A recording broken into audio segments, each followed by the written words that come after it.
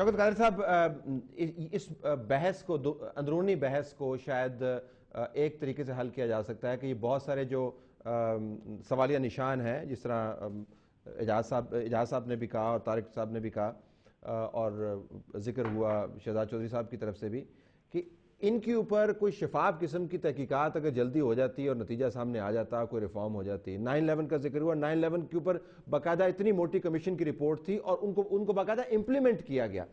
تو ہم نے چونکہ 2 مئی پہ نہیں کیا، مہران کے اوپر نہیں کیا، ریمنڈ ڈیوس کے اوپر نہیں کیا، جو ایشو آیا اس کو کارپٹ کے نیچے پھینک دیا، لہٰذا یہ بحث چلتی ہی جا رہی ہے۔ Your thoughts, go ahead. مگر 9/11 کی کمیشن کی آپ نے بات کی، اس سے پہلے آپ چلے جائیں JFK کی قتل کی وارن کمیشن کی رپورٹ جو تھی، اس پہ آج تک تنقید ہو رہی ہے کہ یہ جھوٹی رپورٹ تھی، اس پہ یہ سب کچھ چھپایا گیا ہے۔ ہر جگہ یہی کام ہو رہا ہے۔ جہاں تک ہمارا تعلق ہے، اس میں یہ بات بالکل 100% درست ہے، جس پہ کوئی بحث نہیں ہے۔ ISI کا کوئی تعلق نہیں ہونا چاہیے سیاست میں، اور جہاں پہ وہ پکڑے گئے ہیں، جو گرفت ہوئی ہے، عدالت کو ضرور فیصلہ کر کے ان کے خلاف جو قصوروار ہے اس کو سزا ملنی چاہیے، اس بات پہ کوئی بحث نہیں۔ اب رہی باقی چیز کہ جی اس پہ جو کیا تحقیق کرنا چاہتے ہیں اس کے اوپر، اور کیا ہم اس کے اوپر رد عمل کرنا چاہتے ہیں۔ ایک میرے بھائی نے ریمنڈ ڈیوس کا ذکر کیا، یہ ذرا یہ بھی سوچئے کہ ریمنڈ ڈیوس سے پہلے مشرف صاحب نے دروازے سارے کھول دیے ہوئے تھے اور بے بہا امریکی پاکستان میں آئے تھے، اور ریمنڈ ڈیوس کو رہا کرنے کی آڑ میں ہم نے سینکڑوں امریکی، یہ بلیک واٹر اور ایکسی جو تھے، ان کو یہاں سے خارج کر دیا۔ کیا یہ ہماری شکست تھی یا فتح تھی؟ اچھا، لیکن ریمنڈ ڈیوس کی موجودگی سے تو پتہ یہ چلتا ہے کہ ایسے لوگ آپریٹ کر رہے تھے اور بڑا کلوزلی آپریٹ کر رہے تھے۔ کوئی شک نہیں اس بات میں۔ شکیل آفریدی جو ہیں وہ بھی احتسابات کمیشن کے اندر دیکھنا، یہ بہت اور کنسسٹنٹلی ہوتا ہے۔ نہیں، طلعت دیکھو نا، بات سنیے، یہ دروازے کب سے کھلے ہوئے تھے؟ ایک سے دروازے ہم نے کھول دیے تھے، جو آنا چاہتا تھا بغیر 4 سال ہو گئے نا جی، بیچ میں 4 سال میں کتنے دروازے، اتنا بڑا دروازہ بند ہی نہیں ہو رہا، تو وہ بند کیوں نہیں ہوتے؟ لوگ یہ کہہ رہے ہیں اب بند ہو گیا ہے نا، اب بند ہو گیا ہے نا، ٹھیک ہے، اب کہاں ہے آپ کے پاس؟ اچھا، لیکن آپ کا خیال ہے کہ یہ جو معاملات ہیں ان کے اوپر اب ایبٹ کمیشن، آئی وش اس کی رپورٹ جلدی آ جاتی، لیکن وہ ابھی تک نہیں آ پا۔ نہیں، میرا خیال یہ کہ ایبٹ کی کمیشن کی رپورٹ سے شاید، مجھے اللہ کرے کہ ایسی ہو جو کہ ہمیں کوئی گائیڈنس دے سکے، لیکن مجھے بہت زیادہ توقع نہیں ہے۔ میرا خیال ہے ایک نیشنل کنسنسس سیاسی لیول کے اوپر اور فوجی سطح کے اوپر مل کے یہ ڈٹرمن کیا جائے کہ جب تک ہم وہ قوانین نہیں بنائیں گے جس کے تحت مینڈیٹ کلیئر نہیں ہوتا ان ایجنسیوں کا، لیکن مینڈیٹ تو کلیئر ہے، مطلب کہ آئین کلیئر نہیں بڑا کلیئر ہے۔ ایک بات کو میں آگے بڑھاؤں گا کہ آپ نے بالکل صحیح بات کی ہے کہ ان کا تعلق ظاہر ہے خود دفاعی اداروں سے رہا ہے۔ مینڈیٹ آپ کی بات جو نا، مینڈیٹ بالکل کلیئر ہے۔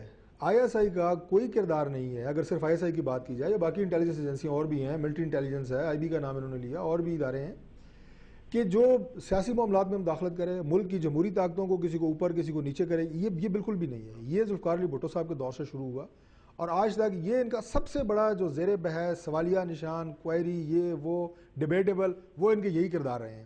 باقی جو ہماری ایکسٹرنل سیکیورٹی ہے، باقی اس کو اصل ان کا یہ ہے کہ وہ کون سی ایسی قوتیں ہیں جو پاکستان کے اندر رہ کے پاکستان کی سیکیورٹی کے خلاف کام کر رہے ہیں، یہ ان کا بیسک رول ہے۔ لیکن یہ اکراس دا بورڈ اصول ہونا چاہیے۔ اب آپ دیکھیں، یہ جو ابھی جو یونس حبیب صاحب کی یہ جو مہران کا اسکینڈل ابھی آیا ہوا ہے، اب میں یہ سمجھتا ہوں کہ اس کے اوپر ایک شخص جو ہے، اور یہ بھی بدقسمتی کی بات یہ ہے کہ ابھی ملک میں حالات ایسے ہیں، میڈیا کا کردار اتنا پرویکٹیو ہو چکا ہے، ایک شخص جو ہے وہ پورے ایجنسیوں کی بھی اس کو گھما رہا ہے، پوری پارٹیوں کو بھی گھما رہا ہے، سپریم کورٹ میں نہیں، وہ گھمائے اس لیے رہا ہے نا، ساری قوم کو گھمایا ہوا اس نے، لیکن یہ ایک دن سپریم کورٹ میں بیان کچھ اور ہے، رات کو انہیں خواب آتا ہے یا دوبارہ کو چٹ دی جاتی ہے، ایک دن نواز شریف کا نام ہے، دوسرے دن رات کو شہباز شریف کا نام آ جاتا ہے۔ یہ انہیں یاد نہیں ہے کہ IJI ملک کی سب سے بڑی یہ تو دورانی صاحب نے نام دیا نا، ایفیڈیوٹ دیا ہوا، اس کو آپ دے رہے ہیں۔ ابھی یونس حبیب صاحب ایک فرد کی حیثیت سے ساروں کو گھما رہے ہیں، اس سے پہلے منصور اعجاز ایک فرد، آپ یہ دیکھیں معذرت کے ساتھ منصور اعجاز، اگر فرد کی بات کریں تو منصور اعجاز کے اوپر جس قسم کے اپنے اعتماد کا اظہار کیا، پٹیشن آپ نے کر دی، منصور اعجاز پہ ہم نے کوئی اعتماد کا اظہار نہیں کیا، ان کی بات چیت کے اوپر آپ پٹیشن لے کے چلے؟ نہ دیکھیں، اس کے اوپر ہم نے نہ کوئی الزام لگایا تھا، صاحب لیٹس بی ویری کلیئر، نہ ہم نے یہ کہا کہ فلاں شخص غدار ہے۔ لیکن ذرا اس کے اوپر ہے، میں ایک جو نقطہ ہائی لائٹ کرنا چاہتا تھا کہ یہ جو کسی بھی ادارے کو نہ پالیٹکس میں انٹرفیئر کرنا چاہیے، نہ ہی اس ادارے کو پالیٹکس کے لیے استعمال کرنا چاہیے. تو یہ آئی ایس آئی کے لیے بھی یہی ہے، نہ استعمال کرنا چاہیے، نہ ان کو انٹرفیئر کرنا چاہیے. یہ پولیس کے لیے بھی ہونا چاہیے، یہ پٹواری کے لیے بھی ہونا چاہیے، یہ بیوروکریٹ کے لیے بھی ہونا چاہیے. لیکن ادھر تو نہیں ہوتا جی. پولیس کی جتنی پولیٹیسائزیشن ہے، پٹوار کی جتنی پولیٹیسائزیشن ہے، بیوروکریسی کی جتنی پولیٹیسائزیشن ہے، آئی بی کی جتنی پولیٹیسائزیشن ہے، تو یہ خاص جو ہے جو حکم نامے جاری ہوتے ہیں وہ انٹیلیجنس کے بارے میں، خاص انٹیلیجنس کے بارے میں. طلعت صاحب میں آپ سے ایک بات عرض کرنا چاہتا ہوں. آج آپ دیکھ لیجیے پریس میں آیا ہوا ہے کہ 4 سال ذوالفقار علی بھٹو صاحب کے پارلیمانی اور آج اس گورنمنٹ کے 4 سال. جمہوریت شاندار، پارلیمنٹ شاندار. آپ مجھے بتائیے کہ جب ہم گلہ کیا کرتے تھے یعنی مارشل لاؤں کا کہ ان میں یہ سب کچھ ہوتا ہے، مجھے یہ بتائیں کہ ان 4 سالوں کے اندر حکومتوں نے کیا کیا، مرکز اور صوبے کی، اور ہماری اپوزیشن نے کیا کیا ان سارے معاملات کو درست کرنے کے لیے.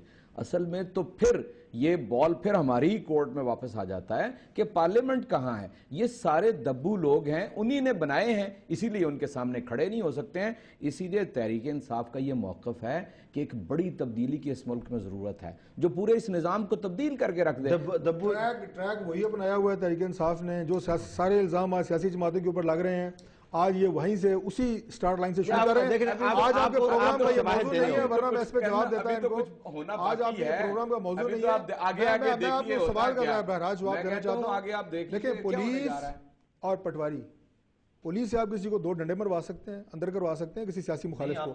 پٹواری سے میں بتا رہا ہوں کہ فرق کیا ہے. پٹواری سے آپ کیسے ہیں یار کہ 4 بسیں لے آؤ کسی جلسے میں، یہی پٹواری کر سکتا ہے.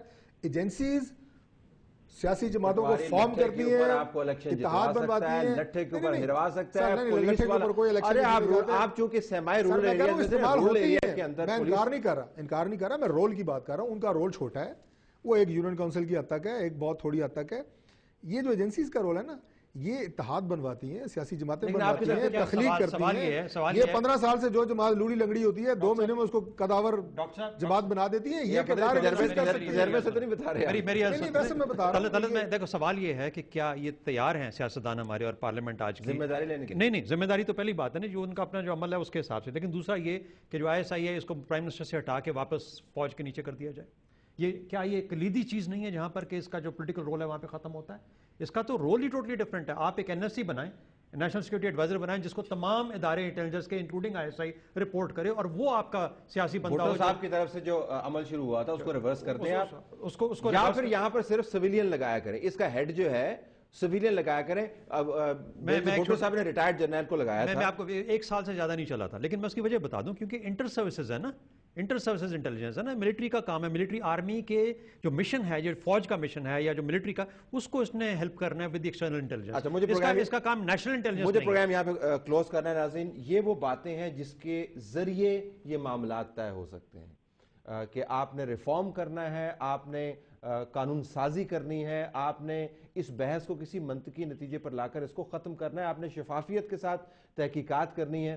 لیکن لگتا یہ ہے کہ الیکشن ایئر کے اندر یہ تمام معاملات جن کا تعلق عقل سے ہے اور جذبات سے نہیں ہے، جن کا تعلق قومی سلامتی سے ہے اور سیاست سے نہیں ہے، یہ ہمیشہ کولڈ سٹوریج میں ہی رہیں گے. سامنے جو بحث آئے گی وہ اسی قسم کی آئے گی جو ہمیں نظر آ رہی ہے. بہرحال جو نئے انٹیلیجنس آئی ایس آئی کے چیف ہیں ان کے سامنے چیلنجز بڑے فارمیڈیبل ہیں.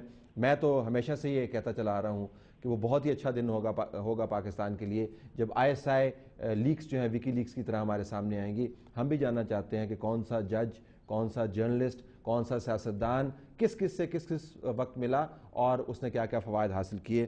لیکن this is asking for too much. ہماری طرف سے یہی کچھ، اجازت دیجیے. اللہ حافظ.